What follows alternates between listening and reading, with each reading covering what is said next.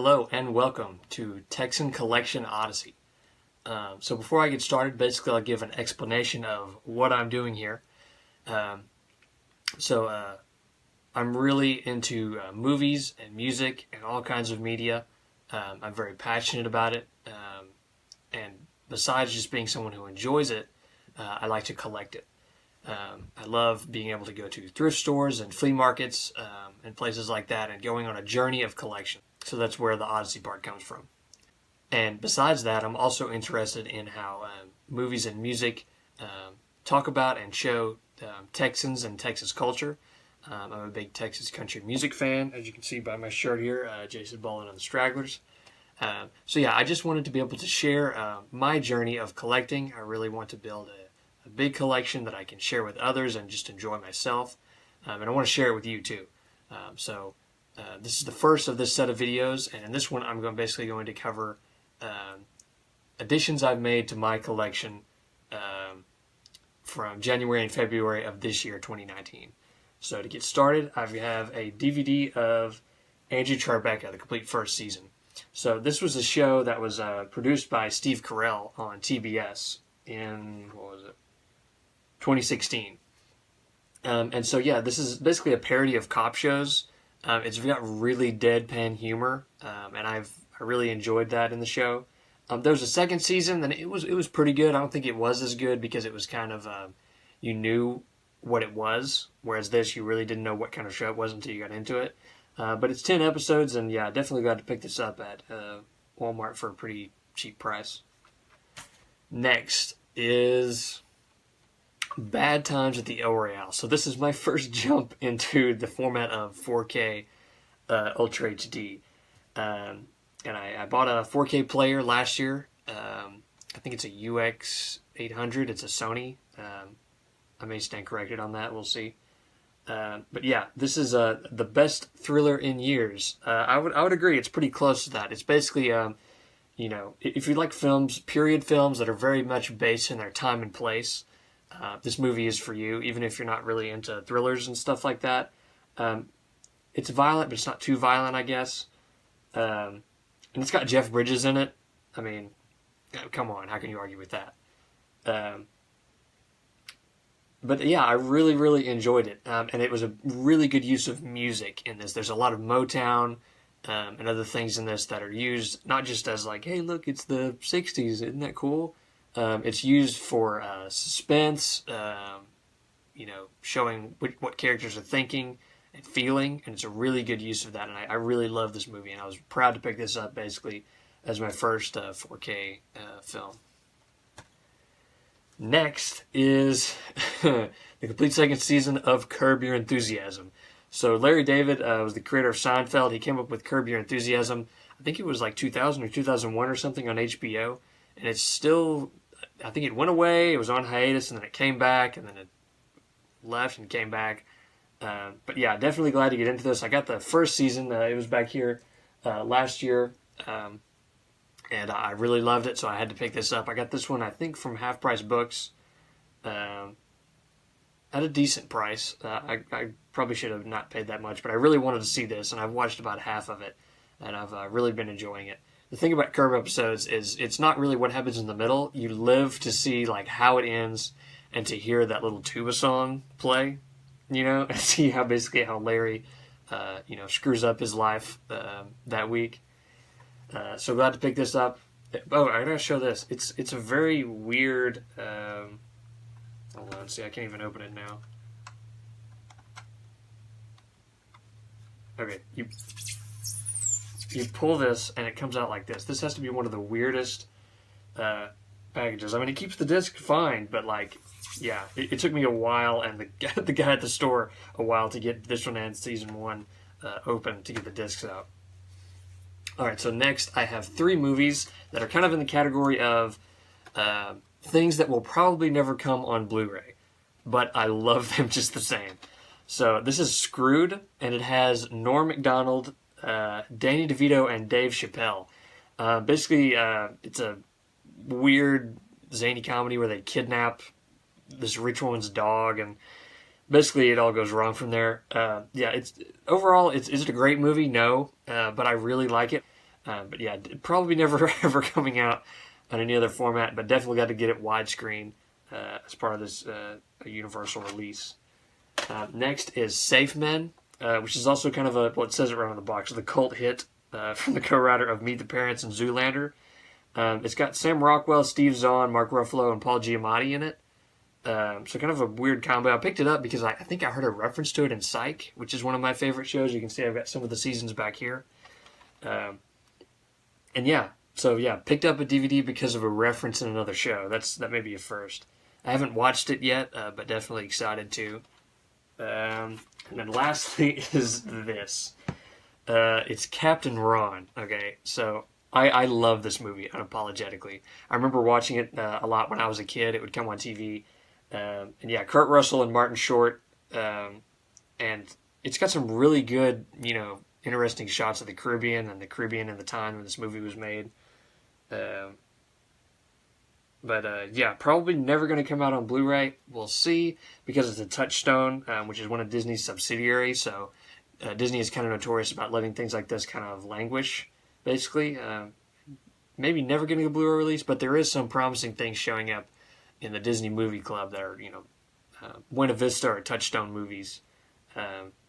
But yeah, I love I love Captain Ron. All right, so next is pretty big. It is Star Wars: The Clone Wars, seasons 1 through 5, collector's edition. Yeah, I picked this up on Half Price Books Online. Definitely glad to get it. We can take a quick look inside. It's got a nice magnet holder here. I've got one of the nice piece of foam. I've got most of this out. It's got a small book in here, The Art of Star Wars: The Clone Wars. And it's got 2 sets of this, of these DVDs. I'm sure there's tons of unboxings on YouTube you can find, but a lot of the discs, really good art on it. Got a full book list of all the episodes. But yeah, this is seasons 1 through 5 here. And if you know, Star Wars: The Clone Wars was basically headed up by George Lucas himself, and also by showrunner Dave Filoni, which a lot of people might know from Avatar. But yeah, it ran for quite a long time and gathered up a pretty big amount of fans. And then when Disney purchased Lucasfilm, it kind of just got canceled abruptly. And so a couple months or something later, this was put out, which is Clone Wars: The Lost Missions. This is basically a semblance of what would have been Season 6, and it's identified as Season 6 now. And as of now, we have news that Star Wars: The Clone Wars is back, and there's going to be a Season 7. So yeah, definitely had to pick this up, and that was why I picked it up, is because I wanted to do a complete rewatch, and I wanted to watch it in really high quality before the new season drops. All right, and lastly, on the DVDs, I have It's Always Sunny in Philadelphia, the first and second seasons. I'm a big Always Sunny fan. I got into it a couple years ago. And I was very disappointed when it left Netflix to go over to Hulu. I now do have a Hulu account, but it was a lot of those experiences that drove me to a lot of my favorite shows leaving Netflix that drove me to want to purchase the physical media so I can have it to watch it whenever I want. But yeah, big Always Sunny fan. I'm going to be trying to collect all of the other ones. Unfortunately, I don't think the recent ones have even come out on Blu Ray or any sort of physical media, so we'll see. I might be kind of biding my time until there's a box set or something that comes out once the show is complete, which hopefully is a long way off. But we'll see. All right, so moving on from movies to music. First here, I'm a big vinyl collector. I started 2 or 3 years ago. Got a turntable, basically as a gift from a family friend. And I've loved it ever since. I love the big art. I love, I'm not going to say, I'm not a big sound snob. I wouldn't say that vinyl records sound better automatically, especially, older ones or newer ones. Some older ones don't sound good. Some new ones don't sound good. Some old ones sound really good, and so do some new ones.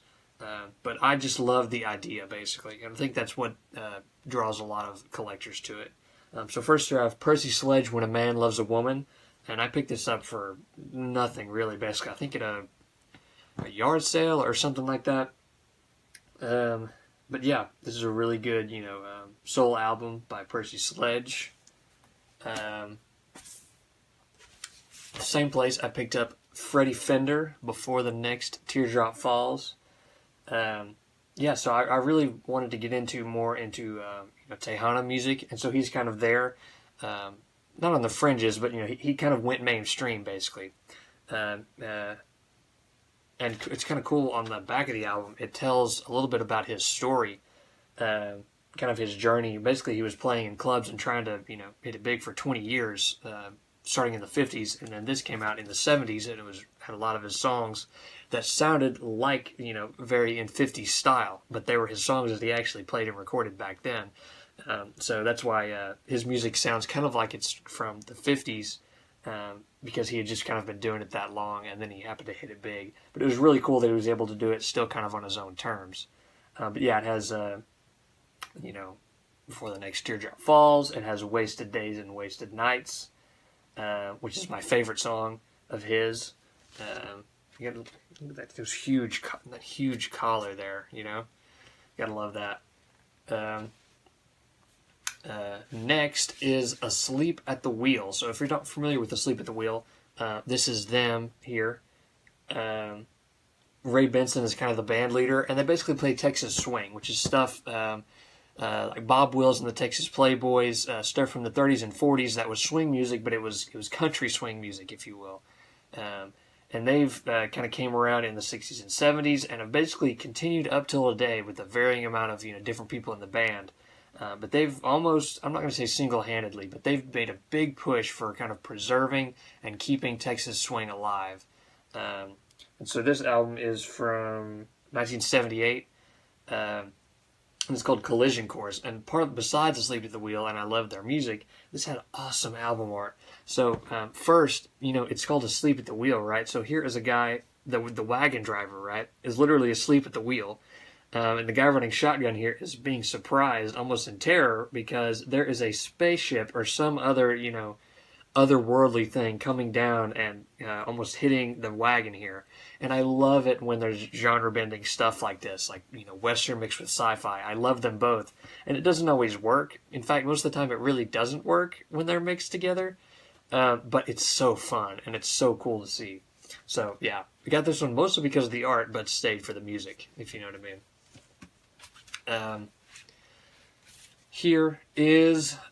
This is Johnny Horton on stage. It's in pretty rough shape, but it's basically live recordings, maybe even recorded at the Louisiana Hayride, if you're familiar with what that is.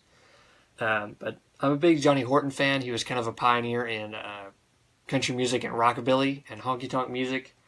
He wrote a lot of songs that were popular even later for later hits, like Dwight Yoakam doing Honky Tonk Man. But I'm a big fan of him because he actually grew up kind of closer to where I'm from, and he's also somebody who died at a very young age. And so it's always the question of, what would he have done if he was still around? But I'd never seen this one. It seemed kind of rare, so I picked it up, even though it was in bad condition. And I picked it up from the same place where I got this. This is The Mamas and the Papas, If You Can Believe Your Eyes and Ears. I picked it up because I remembered this album cover of them in the bathtub. They mentioned in the Eagles documentary how apparently the guy who took this photo also took the Eagles album cover, the first album cover, and a lot of other famous album covers, which is really cool.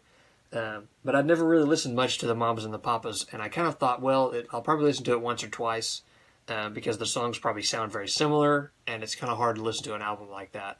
But it's actually very eclectic. They get a pretty big diversity of sounds on different songs while still obviously playing to their style. And you gotta love these. The '60s back of album write-ups are always really cool and creative because they're basically trying to do anything they can to get kids to buy it. But yeah, definitely glad I picked this up. But I picked this up from a booth in Canton, which is a very big flea market here in Texas. And the guy was old bearded guy. And he was telling me stories and all kinds of crazy stuff as I was digging through his huge boxes of albums that he looked like he got out from his barn or something. And at one story he told me, I wish I could remember for the life of me the band that he told me. But he said some big rock touring band like, AC/DC or Kiss or something, signed his iguana. So I don't know if back in the day he was a groupie or a roadie or something. But yeah, apparently maybe even several, high-profile rock bands over the years signed his lizard, his iguana. So you never know what you're going to get out there, who you're going to talk to. Let's see. So let's look at these first. This is a book. This is the novelization of Episode 3, Star Wars: Revenge of the Sith by Matthew Stover. So this has kind of become pretty popular among harder core Star Wars fans of going back and reading the prequel novels. Now the way that new canon works is kind of like the things that are in here that are in the movie are canon, but the things that are not in it are not. So take that for whatever it will. But it's still a really interesting read. There's a lot of insights into Sidious and his relationship with Darth Plagueis the Wise. Have you ever heard the story? It's not a story the Jedi would tell you. So yeah, if somebody who's interested in that, I would recommend this book. And this actually completes my collection of all the novelizations of the 6 movies, more or less. I'll do a video on that at some point. Excited to get this. And this is Star Wars Edge of the Empire role-playing game core rulebook. I ordered this online through Half Price Books. Got it for like $23, I think, or something like that. 23, 24. I've never played a pen and paper tabletop RPG before. But this game really got me intrigued into it because I love Star Wars, and I love the idea of it has what's called narrative dice, which is a little bit different from Dungeons and Dragons where it's pure numbers.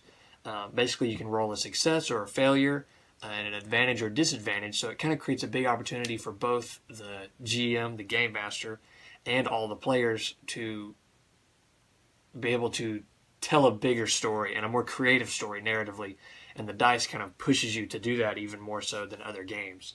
But this one is one of 3. I can't recall what the other 2 are, but this is Edge of the Empire, which is basically about the smugglers, the scoundrels. I like the sound of that. And scruffy-looking nerf herders of all kinds. So definitely excited to try and get up a game with some friends using this. All right, and lastly, I have 2 CDs here. The first is Adam Carroll, Old Town Rock and Roll. Adam Carroll is a guy, he's a Texas music singer-songwriter, very much a songwriter. He's kind of similar to Todd Snyder in some aspects, or artists like Todd Snyder. Very, for sure, storytellers, really pull you in just with, their guitar and their voice, and awesome lyrics that just pull you into various stories. Some of my favorites on here are Black Flag Blues, Highway Prayer, Oklahoma Gypsy Shuffler. This is from 2008.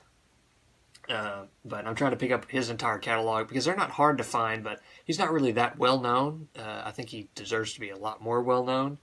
But yeah, I was excited when I saw this and to add to my. This is the first in my collection, I think, of actual physical releases of Adam Carroll, and definitely want to get some more. And lastly, we have this. This is Walt Disney Presents Treasure Planet. So this is the soundtrack to Treasure Planet. It was in a group of films that aren't really looked upon too highly today. Early 2000s Disney movies. But it is one of my top 2 Disney movies. It's a tie between Robin Hood and this. And like I talked about with a Sleep at the Wheel album earlier, I love it when the genres are combined. So this is obviously taking pirates and Victorian era stuff and mixing it with science fiction and space. And come on, just the fact that they tried to do this, you gotta love it. Being Disney, it's got some really cool art here on the disc and then on the insert. And besides that, I love the music on here. I love the score by James Newton Howard. It really fits the weird tone of the movie they were going with. And actually, John Resnick, I think it's pronounced, he was the lead singer of the Goo Goo Dolls. And his song on here is actually featured directly in the movie. It's not just like a tie-in song. There's a whole scene about Jim's relationship with his family. It's called "I'm Still Here," Jim's theme, and I love that song. It's really cool. I'm really glad that Treasure Planet was made, and definitely glad to get the soundtrack because I love the music and I love everything about this movie, basically. So yeah, that is my collection update. Going to be putting out one for the month of March pretty soon. And I've also got a few more things coming down the pipeline. I've got a series I really want to do called Mystery Media. I kind of think that there's an interesting spot that it could maybe be on YouTube. There's a few videos similar to it, but nothing maybe like I want to do. And I think there are going to be some people who are interested in it the same as me. But I want to do more collection updates. I want to do some videos where I actually take you guys into the thrift stores, kind of inspired by LGR Thrifts and a bunch of other people who do it. Kind of put my own spin on it and basically searching for media and other things like that I'm interested in, and anything cool, really. But yeah, hopefully be looking for updates. There's a lot of stuff, like I said, that's hopefully going to be coming down the pipeline pretty soon. And thank you for watching, and I hope that you'll stay with me through this journey as I try and build up my collection and share it with you guys. Thanks.